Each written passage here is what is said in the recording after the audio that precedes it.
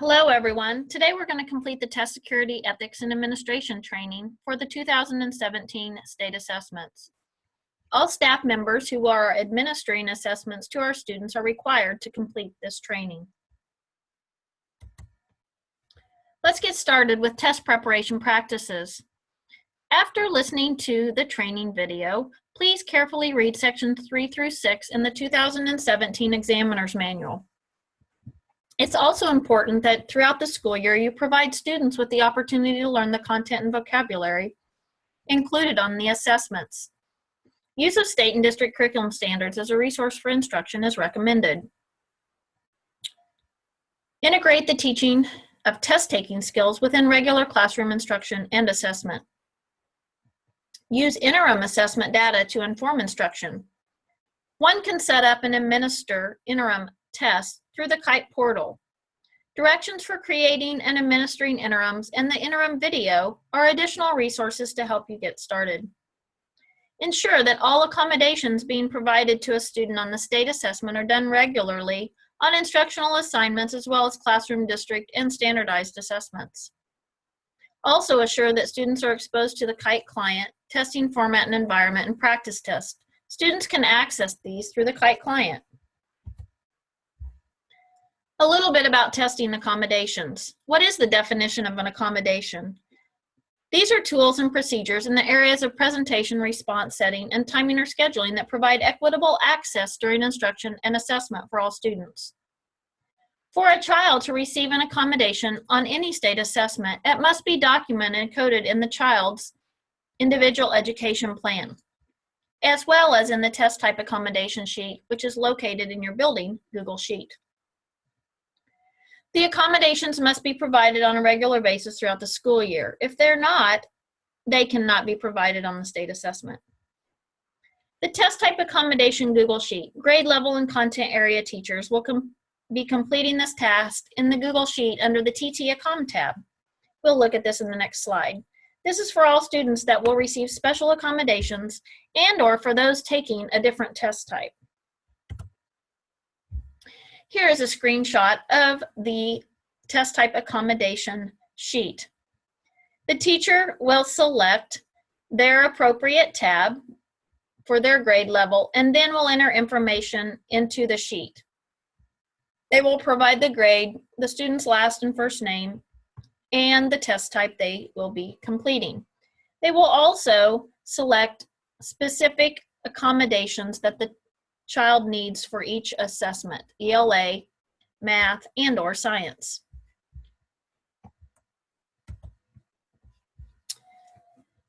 A bit more about testing accommodations. If a student is coded for accommodations, the teacher must submit the child's individual education plan. They will only need the assessment and accommodation pages, not the entire individual education plan. And again, this goes to the building test coordinator before testing begins. If a child is coded for text-to-speech accommodation, the form at the right must also be completed and submitted along with the individual education plan. As you can see in the document to the right, there are 6 things that need to be collected and information added into this document before the child can receive the text-to-speech accommodation. Please take note that revisions can be made to this test type accommodation sheet under the TT Accom tab if changes are made to the child's individual education plan before testing begins. If updates are made, you must inform Holly Francis or your building test coordinator so they know changes need to be made in the Kite portal.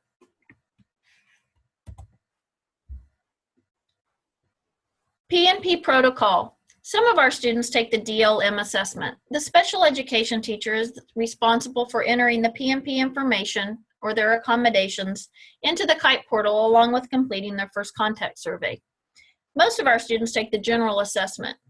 In early March, Holly will enter the P&P accommodations into the Kite portal using the test type accommodation collected by each building. A bit about inappropriate use of accommodations.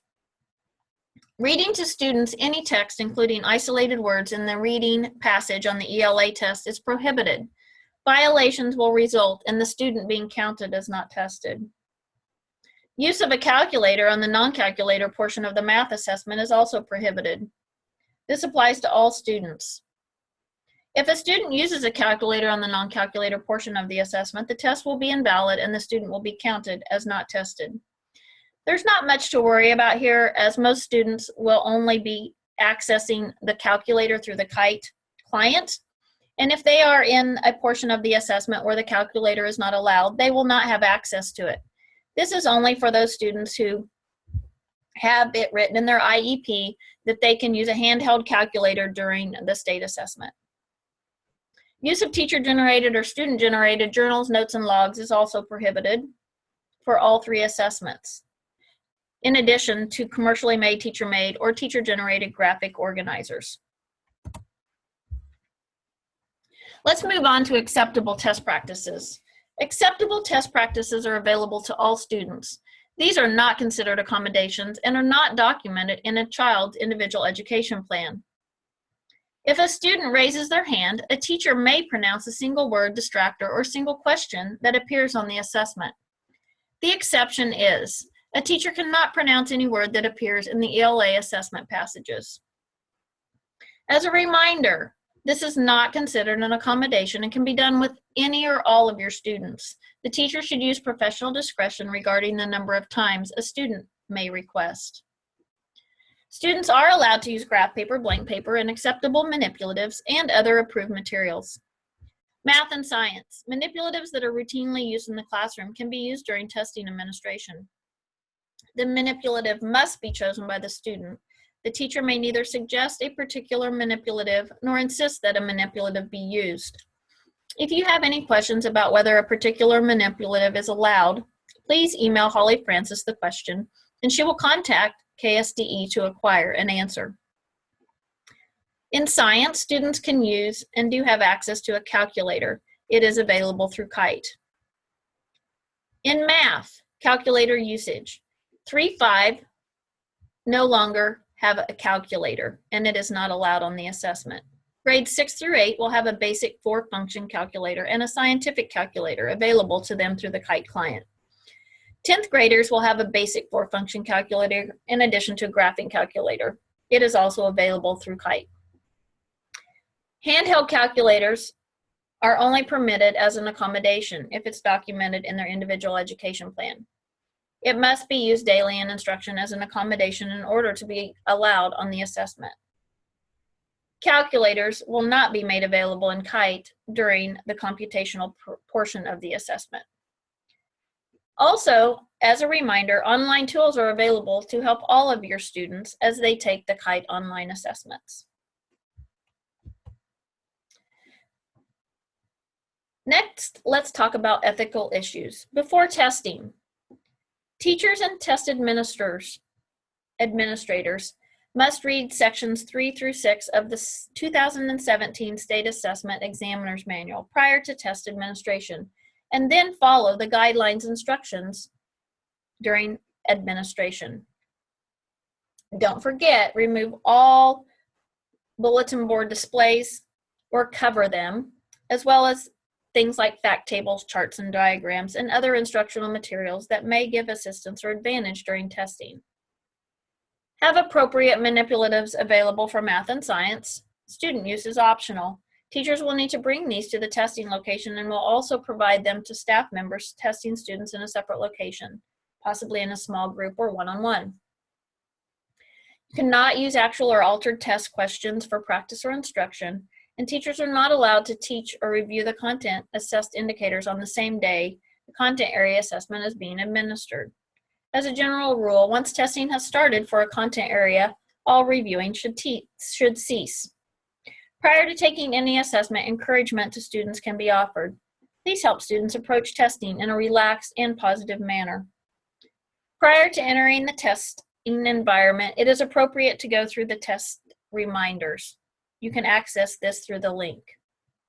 Once you have entered the testing environment, login information and scratch paper can be distributed. Scratch paper cannot be graded, and you cannot require that a student show work and/or take notes on the scratch paper. Ethical issues continued. During testing, eliminate distractions such as bells, telephones, and intercom systems, or any additional distraction that makes noise. Your administrators are in charge of most of this. Do not rush your students. Give them as much time as they need to complete each section of an assessment. Actively monitor the test session. Moving around the room encourages your students to focus on their work. Do not coach or cue students in any way during administration. This includes gestures and facial expressions. Do not respond to questions during testing that would help the students to understand a question, aid them in responding to an item, or advise or encourage them to edit, redo, or change a response. Do not ask students how they got an answer. Do not do anything that would let the student know whether an answer is correct or not. Students may use blank paper to show and check their work. This must be collected and destroyed upon completion of the entire test. When students are finished, the proctor should verify the in-review screen to see that all questions have been answered before a student exits the test. The proctor may not go back and review each question individually with the student. After testing, it's imperative to make every attempt to test students who were absent during the scheduled testing window. Many of you will keep a log to keep information on so you know what students missed particular sessions throughout the testing window. Reactivation. If you need to have a student reactivated, the following information must be entered into the Google Sheet under the Reactivation tab. We'll talk more about that in a minute. Once this information is entered into the Reactivation tab, the test proctor or the teacher must let the building test coordinator know that a student needs to be reactivated. He or she will then reactivate them in the Kite portal. Here's a screenshot of the reactivation sheet. The tab, as you can see, is pink. Once selected, the teacher will enter the student's name, grade, subject area, test name, part or session that needs reactivated, the reason for the reactivation, the date, the time. Enter your name in the box called person requesting reactivation, and then your test coordinator will enter their name once they have been reactivated in the system. Ethical issues after testing continued. Additional reactivation information. If 90+ minutes have passed since a child was logged in and they have not completed a part or a session, the session must be reactivated before they can complete that part or session. If less than 90 minutes has passed, the student does not have to be reactivated. They can log back in and continue taking the test. If the student shut down the test without having an adult check to see if the student actually completed the session, the student needs to be present when the test session is reactivated if needed. This must also be recorded in the reactivation log. If a student appears to be answering randomly or isn't showing effort, immediately stop the test session for that student. Contact the building test coordinator about the test session for that student. Once information has been entered into the reactivation log, the session may be reactivated and the student allowed to complete the assessment.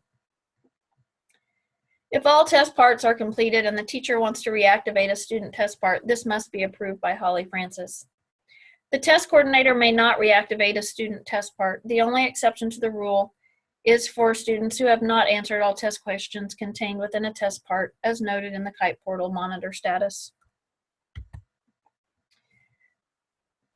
Let's move on to test security. Except where explicitly allowed, as described in the test administration manual, or examiner's manual as you may call it, electronic materials used during testing may not be printed or created. Do not store or save on computers or personal storage devices any test items. Test items may not be shared via email or other file sharing program, as or be produced by any means. Do not take pictures of assessment information, for example, with a camera or using use of screenshots. Do not review, test, or analyze test items before, during, or after the assessment is administered. Do not discuss any specific test items on the test with students or colleagues before, during, or after administration of the assessment. Do not construct answer keys so the test could be scored locally. Do not write or reproduce test materials. Test materials may not be copied, reproduced, or paraphrased. Storage of testing materials before, between, and after testing. You must always check out and distribute test materials immediately before the test session. collect testing materials immediately following the testing session and return them to the building test coordinators. Copies of the assessments will then be secured and locked in the test coordinator's office. This year we don't have any paper, pencil, or braille assessments, so this will not be applicable for 2017. Test coordinator must keep the following docs in their office. Again, if we had paper and pencil assessments, these forms would be kept and locked in that office. Currently, we use the electronic Google Sheet to store our test type accommodation schedule and reactivation log information. And then copies of the individual education plans along with test type accommodation information has to be stored and locked in the test coordinator's office. Don't forget, it's important to report any breach of security, loss of materials, or failure to account for materials, or any other deviation to your building test coordinator, who will report to the district test coordinator, who then contacts KSDE regarding the issue. Reporting item issues. Tremendous effort goes into the review of state assessment items, but occasionally there is an error or a typo, which gets by. Both KSDE and CET want to be informed of item issues for review and follow-up. If an error is verified, it will be corrected, and if necessary, student scores throughout the state will be adjusted. However, due to test security issues, we expect administrators and teachers to abide by the test security and administration guidelines in the examiner's manual. Therefore, if a student questions the correctness of an item, follow the procedures below. First, to the student, repeat the information from the directions. Teacher print directions or kite directions. Choose the answer that you think is best. There is one correct or best answer to each question. Carefully read the question. Work the problem. Second, collect the following information and forward this information to your building test coordinator, who will then forward it to the district test coordinator. The information you need to collect is the state ID number to aid in test identification. Do not share name, building, or test or district info. Collect the content area and the grade of the test, and the section or part and question number. Please do not forward the item stem, any answer choices or narrative descriptions of the item via email. Remember, these are live secure test items. Also, do not take pictures of the item to send. However, it is important to know what the issue is. For example, no right answer, multiple correct answers A and C are both correct, a word is misspelled, or the sentence is grammatically incorrect. When it comes to a problem with reading passages, when possible, please provide the issue and the paragraph number and the sentence number within the paragraph. For example, paragraph 12 starts with the dog, third sentence, the cat's name, issue, the name of the cat is misspelled. Information about ticket and login procedure. Students will use the same username and password for all assessments. The login tickets will be printed and distributed by the building test coordinator. Teachers can also print these tickets when interims are being administered.